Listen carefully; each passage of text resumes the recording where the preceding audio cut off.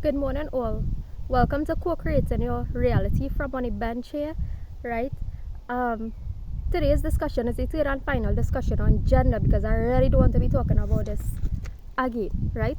Moving past issues, I'm moving past the discussion on race, I'm moving past the discussion on gender. So this is the third discussion in this crash course in sociology, after which nobody needs to go to the University of so and so to study sociology, because you would have grasped all the basic and not only basic but necessary concepts, and such. You do not need to go and waste or spend 4 years in university unless you did what I did, which is to go for the sake of experience and enjoyment and pleasure in life, right? Which is one of the reasons I have to come here and teach, right? Because I chose to do that, right?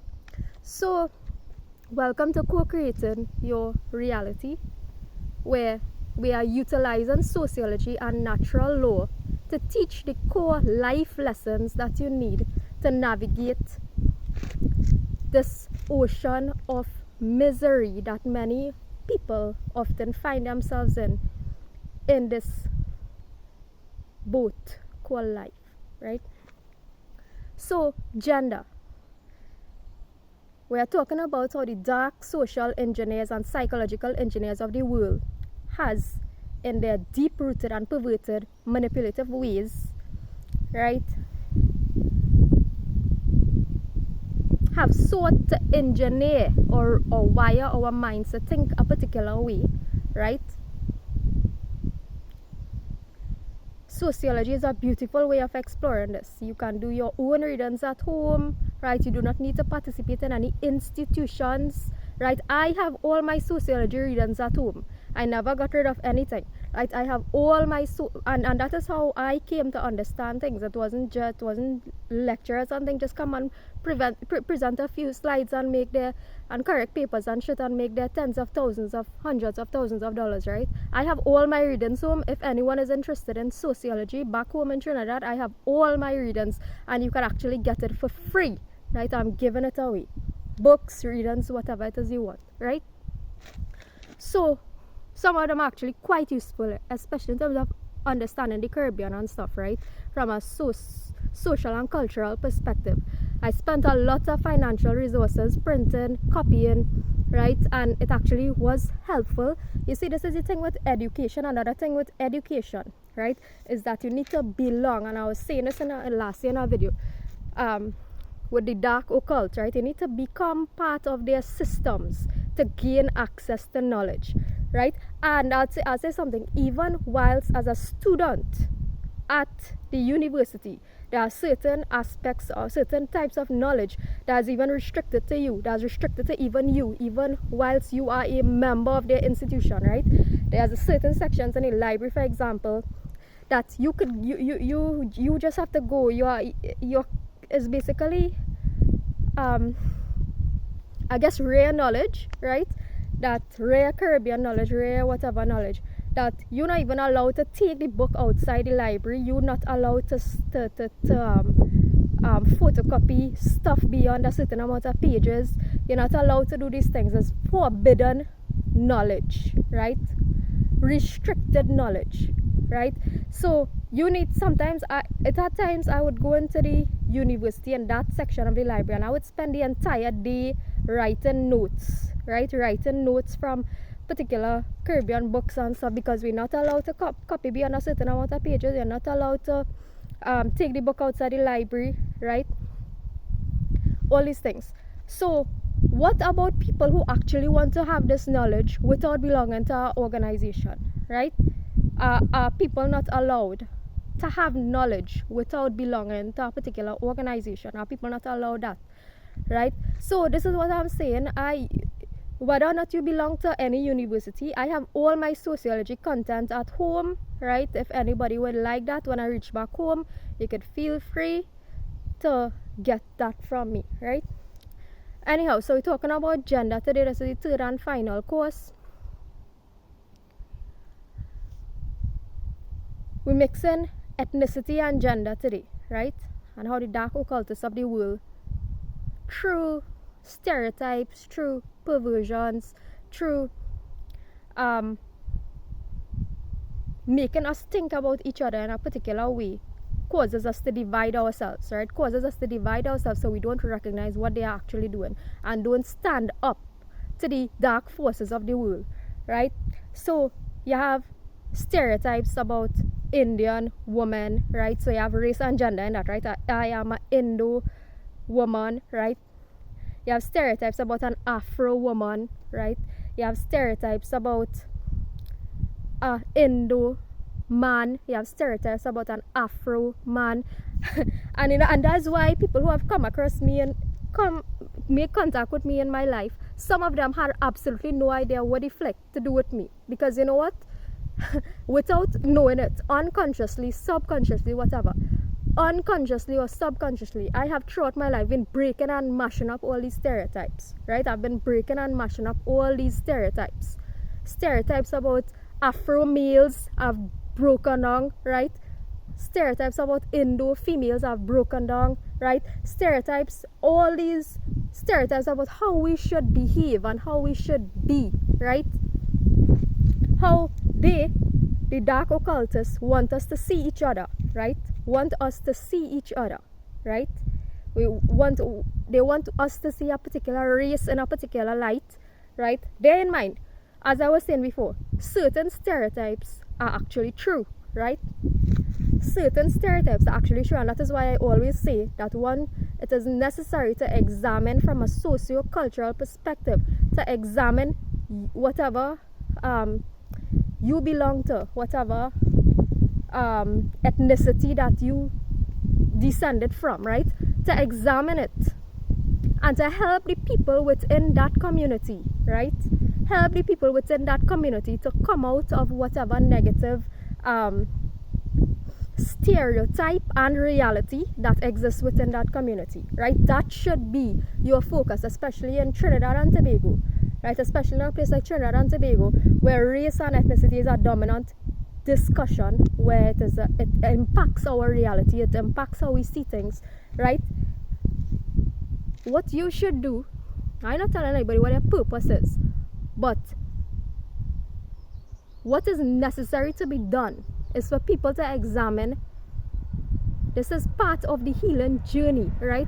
For you to examine the bullshit in your own gender, in your own ethnicity, all these things, and endeavor to fix yourself and then help people to fix themselves, right?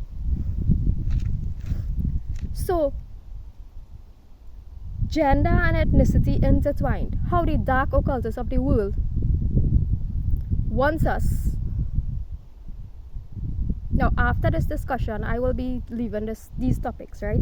But it is necessary to go through it to truly heal. It is necessary to go through it to truly heal. And that is the beauty of sociology, right? For people who seem to think sociology so people who think that sociology is irrelevant. It is irrelevant.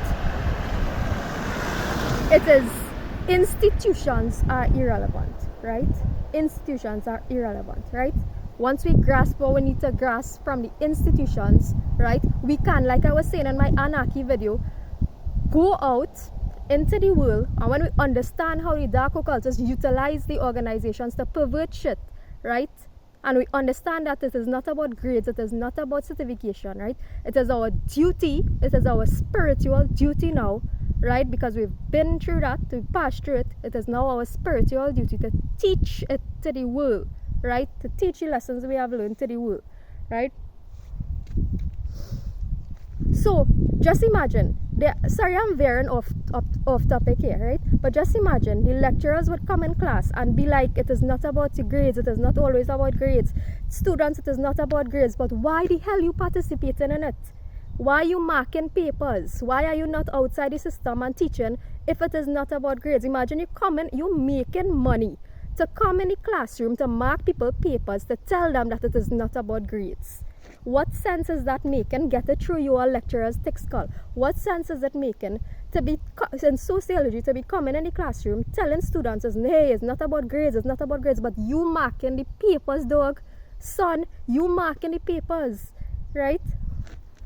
You marking my papers and then telling me that is not about grades. You giving me my grade A and handing me my certificate in my hand, and then in classroom, you getting paid. I not getting paid, no son, right? You getting paid.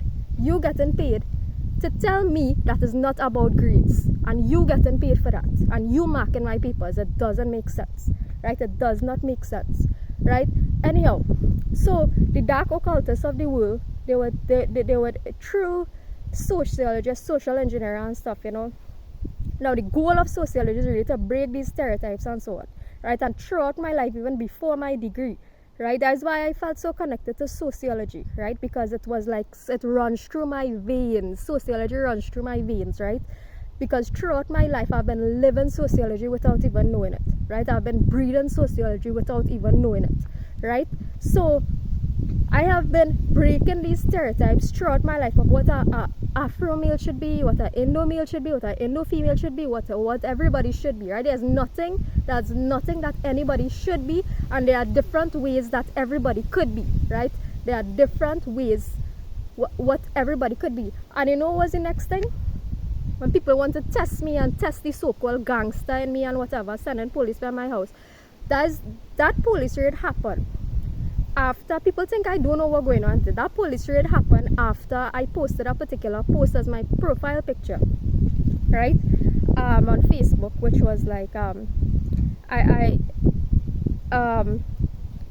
basically in my search for truth, I joined the government or whatever, not knowing that government engineers chaos, right?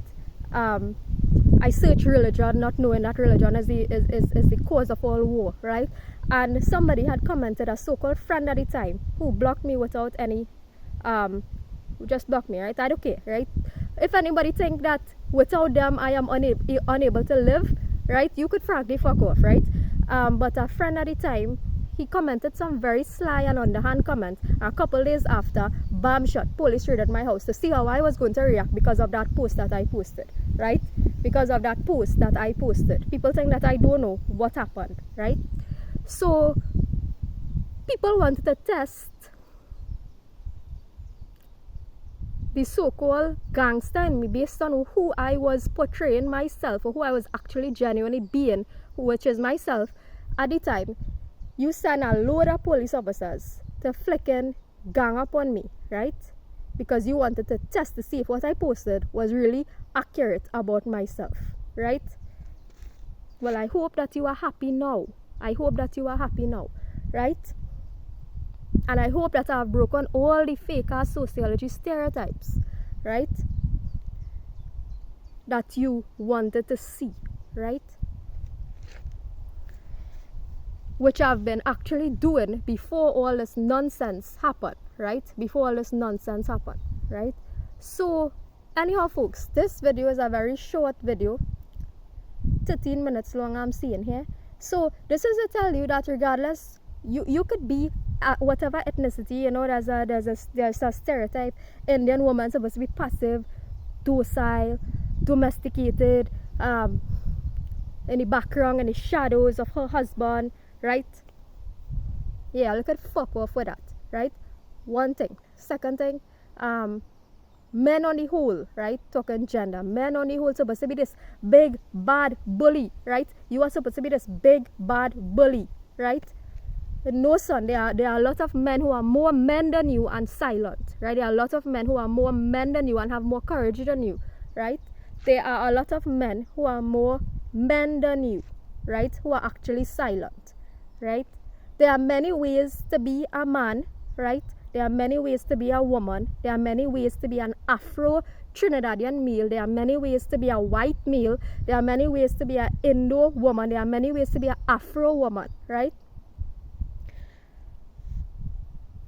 Time people get this through the text color. The only thing that truly matters in this life is whether you are a moral human being or whether you are not a moral human being, and whether you are participating in violence and whether you are not participating in violence, right? This brings the end to my discussion on gender.